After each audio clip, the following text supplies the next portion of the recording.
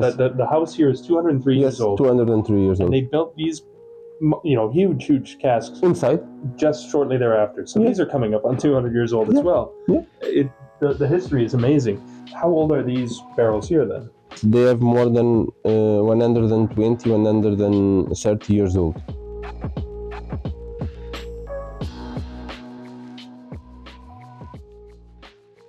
Hey, here we are, driving through Portugal. We're headed to Pinhão, out of Porto. Beautiful, beautiful area. Just vineyards and wine as far as you can see. And right now, just a fair amount of rain.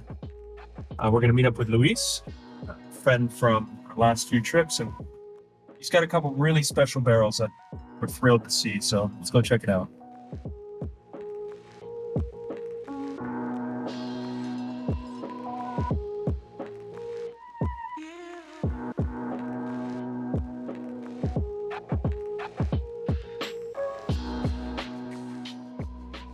So we're here at Quinta da Estrada.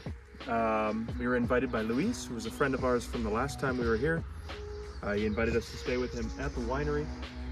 We have a guide, it seems, and we're here to check out some of the wines, some of the barrels, hopefully find something that fits the profile of Scryer. What you doing? You coming to the winery?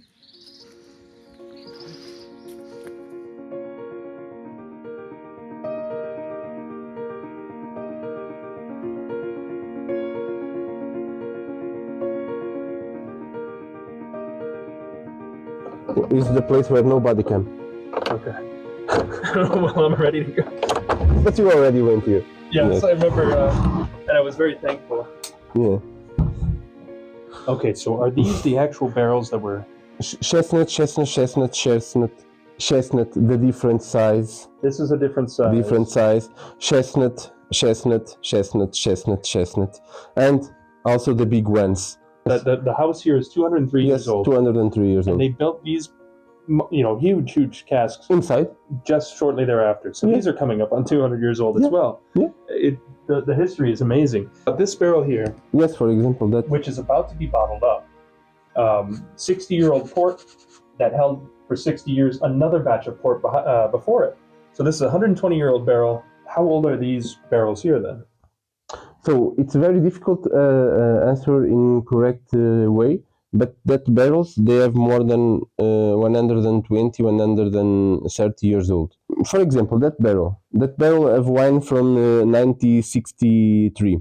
Okay. Before 63, he also had other wine. So that means that in 63, they refill that barrel with 63 wine, but before they had inside for another other year. Yeah. So every time we are refill and keep longer as possible. How long has the wine been in there now?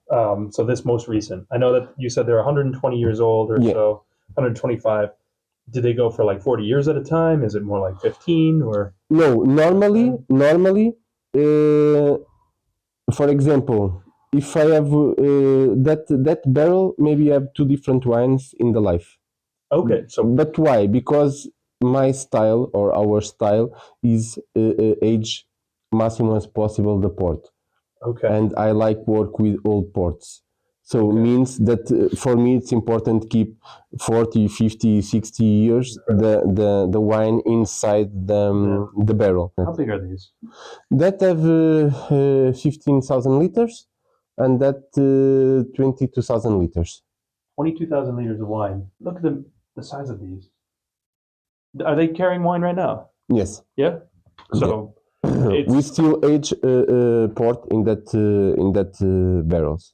And these are old chestnut, I imagine. As well. Yes, of course. This must be impossible to get in here. How did you even? They built inside. They built them inside. Yeah, they built inside. So this has been here for ages.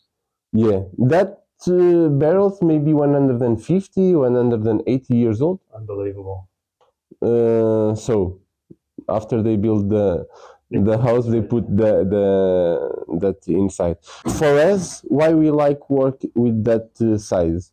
Because when we like keep longer the port, that works better because we can keep for 60, 70, 80 years old, Exactly. and we don't lose the same The quantity angel share. that we lose in the small barrels. In that, for example, of course, we lose more, Smaller the barrel. but of course the wine have a more quick evolution Exactly. than in the big one.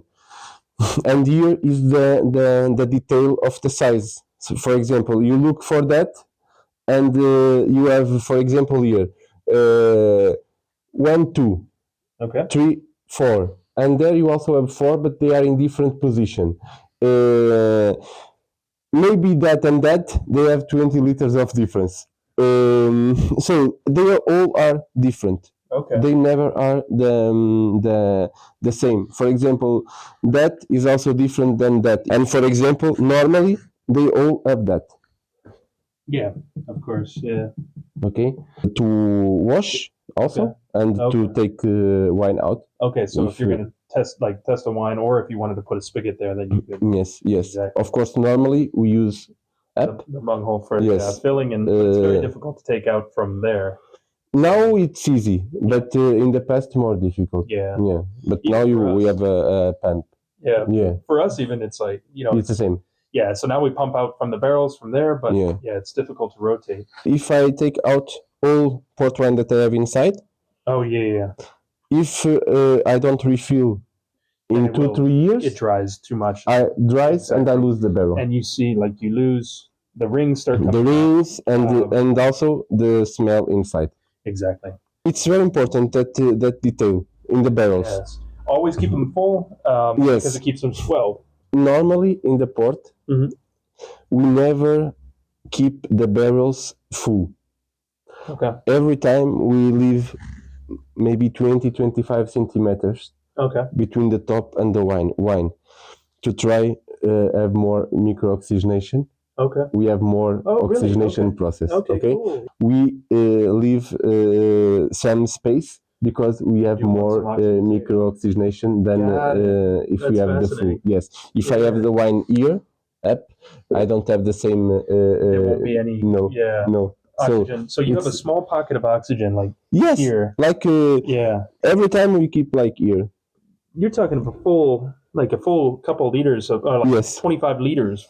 Even in that oak, I still use that process. Of course, and for you, it's great because your wines are generally around 20% alcohol, more or less. Yes, more or less every time. So they won't. The oxygenation is not a threat. No, Say. It's I need to I spoil need because of I need oxygenation. Yeah, exactly. So Even though most wines don't. to age port wine, I need oxygenation because the wood breathe.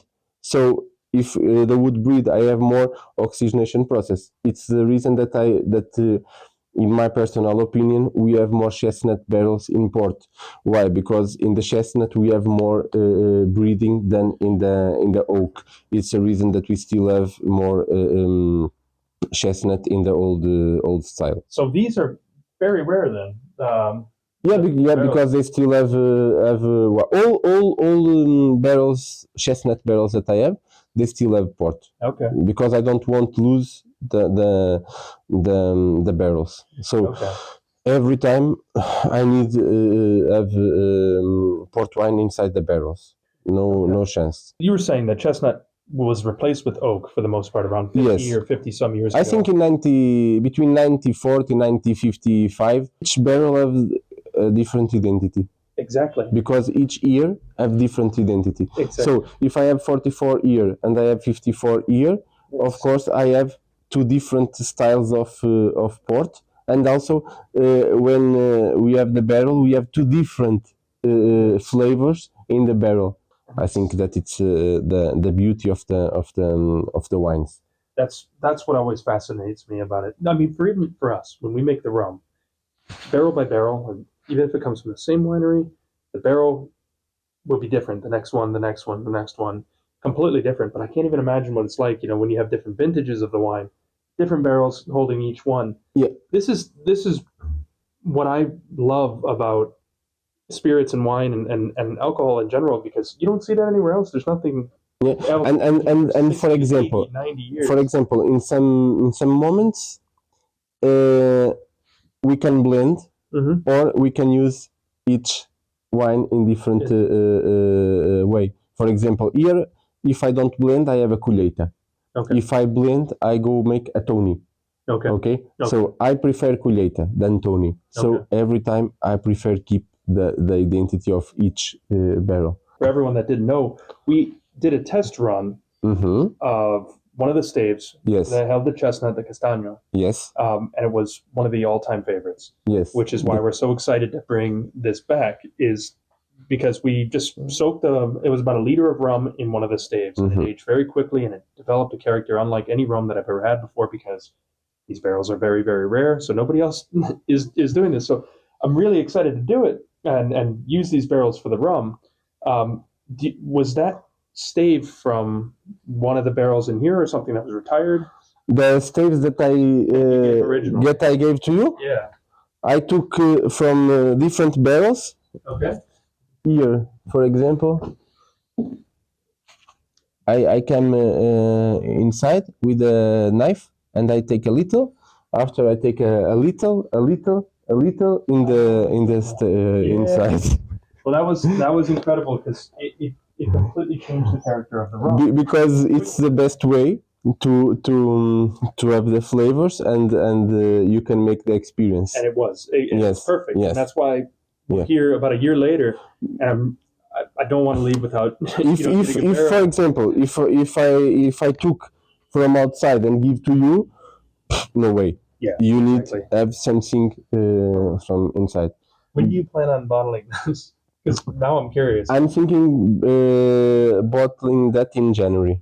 Okay, so it's going to be a 60-year-old port. Yeah. When it's it's a Colheita 1963. I got to come back in January. The best wines we need share with the friends, and we also say that the best wine is the wine that we drink with our friends. So when we have good things, we don't say, we need to drink together. Salud. Salud. Viva Galicia.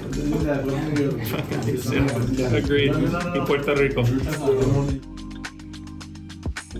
So Miguel is going to show us around most of Porto, a lot of the famous spots, some of the best bars and things like that in town that we can share Scryer at. Hey bud, sorry about that. How you doing, man? Good, how are you? Oh. Let's head around to the market first. The only reason I say that is because we can double back and grab Scryer and bring it. I just didn't want to be walking around the streets with the bottle. If people are like, yeah, hey, can I try some? Sure, why not? So where are we at? Just give us a little quick intro. Yeah, Budão Market, oldest market in Porto. It's a typical place, and it's such a part of our hospitality, the way we are. Those are super, super good. Typical Portuguese. They do a little green sauce, so that's olive oil, vinegar, some herbs, a little hot sauce.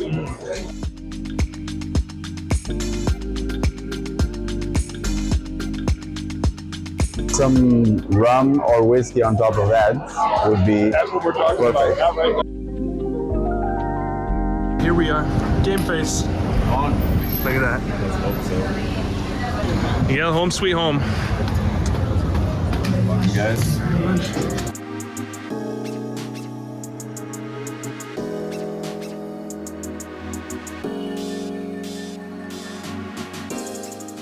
So I was gonna do maybe a version of a penicillin, touch of honey, touch of ginger, and then we go from there.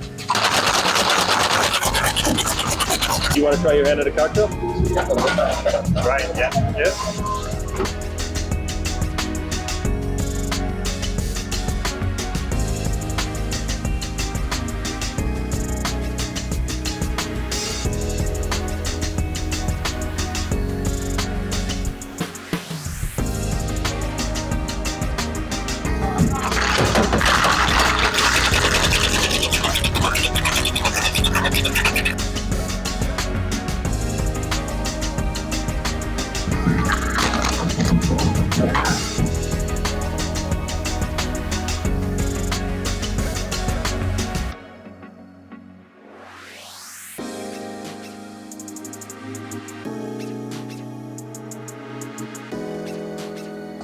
Well, in fact, this is actually my favorite cocktail in the world.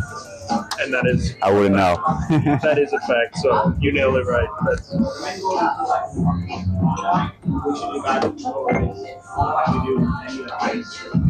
That is incredible too. That's the stuff. Truly, that might be the best penicillin I've ever had. Oh, thank you so much. Honestly. Appreciate you, bro. Floor is my second favorite bar in town after the one I work at. It's just right here, and we're about to hit it. Thank you. Olá, tudo bem? No balcão é possível para 3? Obrigado. Hello! Como estamos? Estás fixe?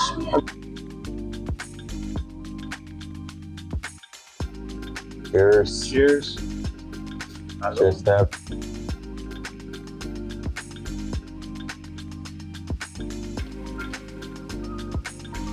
Proof, so a little bit stronger.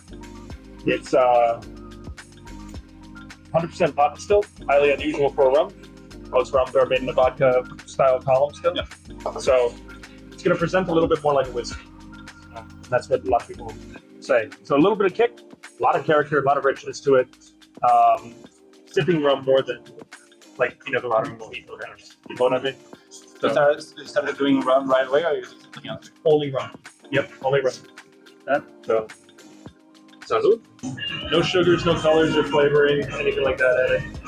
All entirely natural. And the reason we're here, 4 barrels. Last year, the 3 bartenders that ended up in the video, so me, João, and João from Easy, we all did kind of old fashions. Old-fashioned style. Yeah. So we'll see. Maybe we'll be creative.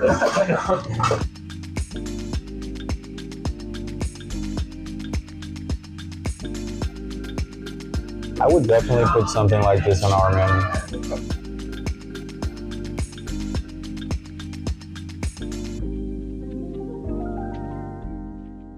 Yeah, you want to try first? No, you go first, please. Your rum. Salud.